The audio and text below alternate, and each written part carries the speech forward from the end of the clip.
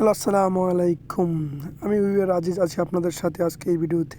আজকে আমি আপনাদের সাথে শেয়ার করব ৩ দিনের ট্রেনিং নিয়ে। বিদেশ যাওয়ার জন্য ৩ দিনের ট্রেনিং দিতে হয়।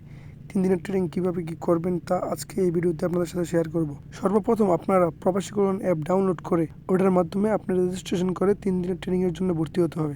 আপনি বাংলাদেশের যে কোনো জায়গায়, যে কোনো স্থানে বা যে কোনো জেলায় টেকনিক্যাল ট্রেনিং সেন্টার বা আপনার জেলায় জনশক্তি কর্মসংস্থান অফিসে আপনি এই ট্রেনিং করতে পারেন। আপনি নিজে গিয়েও ভর্তি হতে পারেন বা অ্যাপের মাধ্যমে আপনি নিজে নিজে ভর্তি হতে পারেন।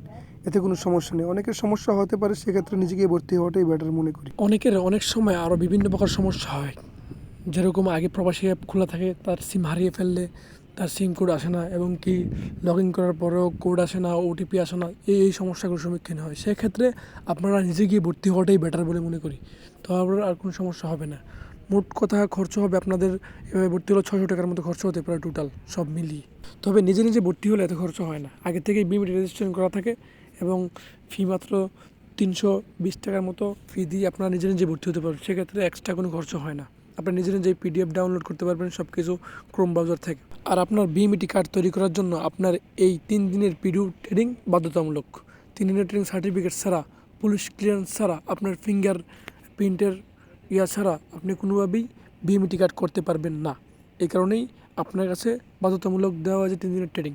3 দিনের ট্রেনিং করার পরে তারপর আপনি ফিঙ্গারের জন্য আপনার যে জনশক্তি কর্মসংস্থান অফিস আছে ওইখানে গিয়ে আপনি ফিঙ্গারের জন্য ফিঙ্গার দিয়ে আসবেন।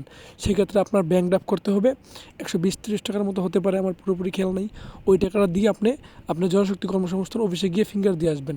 ওই ক্ষেত্রে আপনি এটা অনলাইনেও করতে পারেন ব্যাংক ড্রাফট, এবং কি আপনার যে জনশক্তি কর্মসংস্থান অফিস আছে সেইখানে গিয়েও আপনি নিজেই ম্যানুয়ালিভাবে আপনি ব্যাংক ড্রাফট করতে পারেন, কোনো সমস্যা নেই। তবে এই কথাটা মনে রাখবেন সবসময়, আপনি যে সময় ফিঙ্গার দিবেন আপনার ওই সময় একটা ছবি তোলা হবে জনশক্তি কর্মসংস্থান অফিসে। ঠিক আপনি সৌদি আরব যান, দুবাই যান, যে কোনো জায়গায় যান, মিডল ইস্টে যান বা যে কোনো জায়গায়, আপনার যে রেসিডেন্ট কার্ড ওটার মধ্যে আপনার যে ফিঙ্গার দিবেন বা ছবি তুলবেন ওই ছবিটি সবসময় ওখানে শো করবে।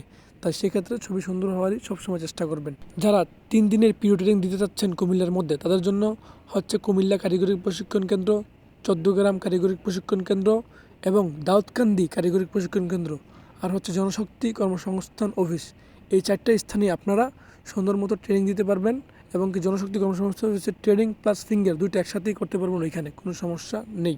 এখন আমি বলতে চাচ্ছি আপনাদেরকে এই ট্রেনিং কার জন্য বা কী কারণে ট্রেনিং করানো হয়। ট্রেনিংটা এক হিসাবে উপকার, এক হিসাবে বলতে পারেন একটু বিরক্তকর, তবে ট্রেনিংটা উপকারিতাই বেশি।